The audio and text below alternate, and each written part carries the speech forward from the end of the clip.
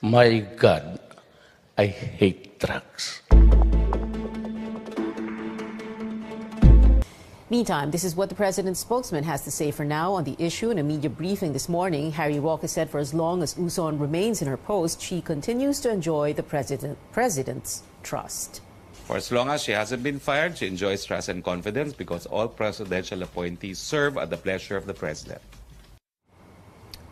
We appreciate all your online comments on our top story tonight. Keep them coming to our pages at CNN Philippines. We're also live right now on Facebook. The government welcomes the assurance of Slovakia that justice will be secured for a Filipino worker who was slain there. Henry John Acorda, who works as a financial analyst in Slovakia's capital, Bratislava, died on May 31st from injuries he sustained a few days after he was mauled by a Slovak man. Acorda was trying to stop the man from harassing his female companion, who's also Filipino, when the incident happened. The man then knocked him to the ground and kicked him violently in the head, leaving him unconscious. CCTV footage shows the man punching and kicking Acorda even as he lay motionless on the street. The suspect is now in custody and has been charged with manslaughter. The Department of Foreign Affairs says the Prime Minister of Slovakia assured them that the suspect will be held liable.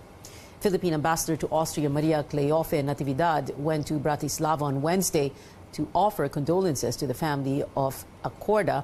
Natividad assured the family that the embassy will help them in the repatriation of Acorda's remains to here back to the Philippines to Taguig, and in hiring lawyers to pursue the case against his assailant.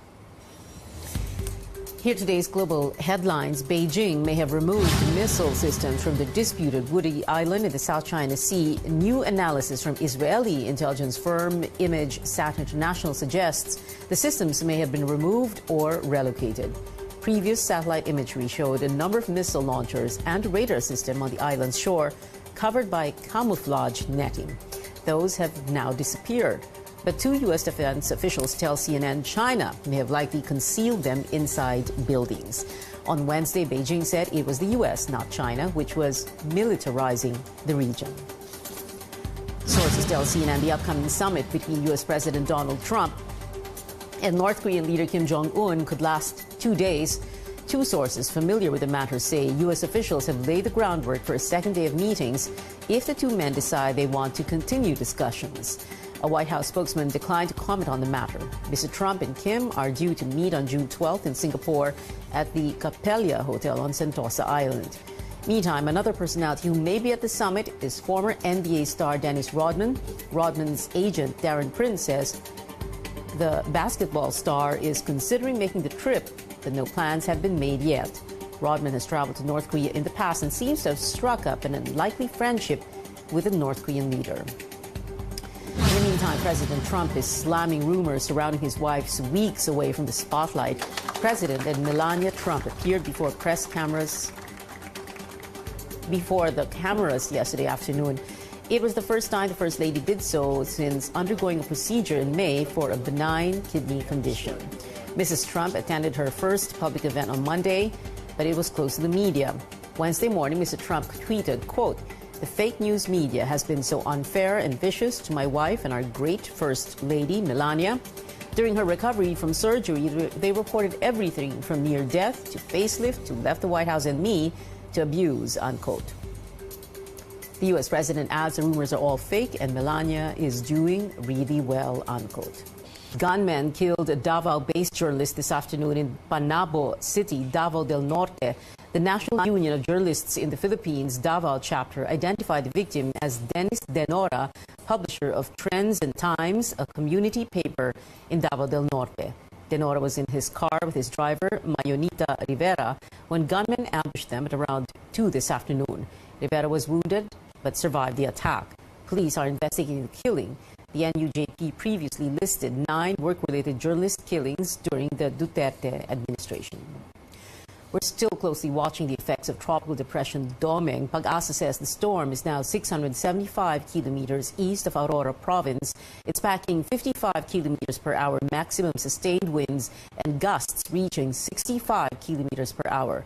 Weather Bureau says Doming will not hit land. It's moving in a northwest direction and will exit the country Sunday. Heavy rains earlier today forced class suspensions in a number of areas. Some streets were flooded. CNN Philippines spoke with weather forecaster Nikos Peñaranda, who says there'll be more rain in the next few days. This weekend ay magiging maulan na rin, magkakaroon na rin ng monsoon rains dito po sa Metro Manila at the rest of itong mga karatig lalawigan ng Calabar Zone at dito po sa Central Luzon. And by sa weekend din, pwede na pong umabot din pati dito sa may western section ng Northern Luzon ang mga monsoon rains. So, ibig sabihin, maulan na panahon ang ating inaasahan or mas maulan na panahon ang inaasahan natin sa susunod na mga araw. And dun po sa mga low-lying areas ay inaabiso po namin na mag-ingat po sa posibleng mga flash floodings at umantabay po sa mga rainfall warnings po na i-issue po ng Pag-asa. Peñaranda says the southwest monsoon, commonly known as Hanging Habagat, will be well established by Sunday.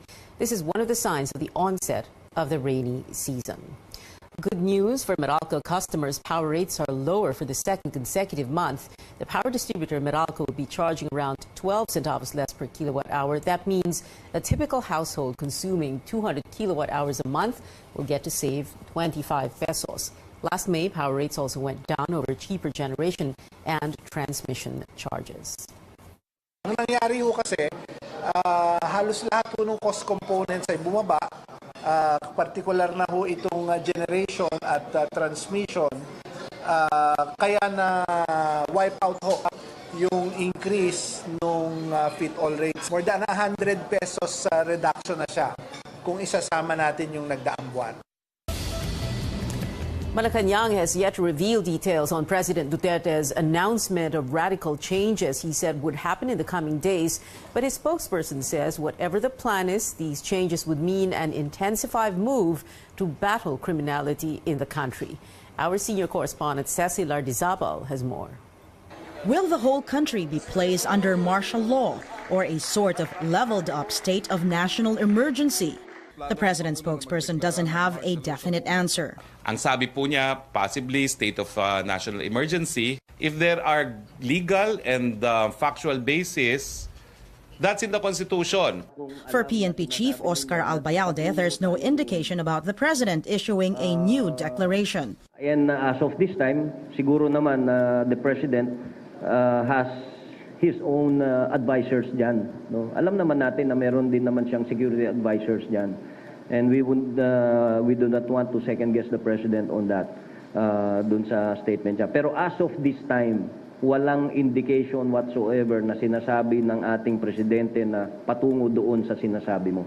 The country has been under a state of national emergency since September 2016 in the aftermath of the Davao bombing. Mindanao is under martial law until the year-end to quell terrorism and rebellion after the Marawi siege.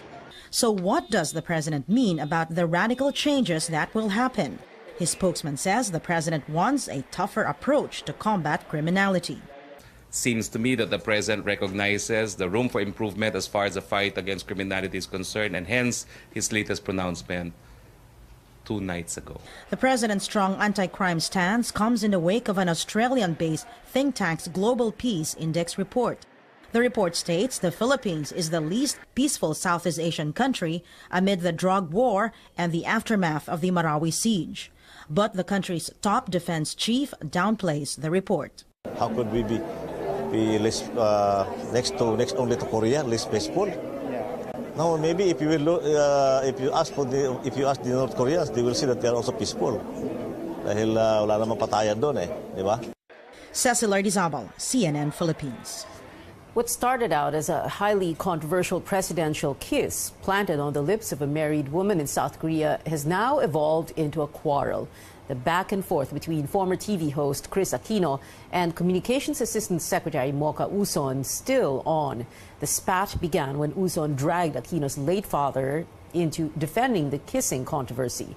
USON reposted an old video of former Senator Ninoy Aquino being kissed by female supporters inside the airplane moments before he was assassinated in August 1983. Special Assistant to the President Bongo says President Duterte has apologized to Chris Aquino and that USON herself will apologize. Shortly after Go spoke, USON posted a Facebook status on her page, MOCHA USON blog. She said, quote, With all due respect to everyone involved, I decline to apologize for the truth, unquote. In her Facebook Live last night, Aquino, in so many words, told Uson, quote, "Mocha, you win because you hurt me," unquote. Aquino had more to say today. In a television interview this afternoon, Aquino said she's moving on from the issue, but added, referring to Uson, quote, "I don't want to give her any more of my fame," unquote. In the same TV interview, Aquino read text messages exchanged between her and the President's Special Assistant Bong Go after Uson refused to apologize. Aquino told Go, quote, "She obviously didn't show you respect and you don't deserve that." To which Go supposedly replied, quote, "Ma'am, hindi po namin kontrolado si Mocha, pero nagsorry na kami ni PRRD," unquote.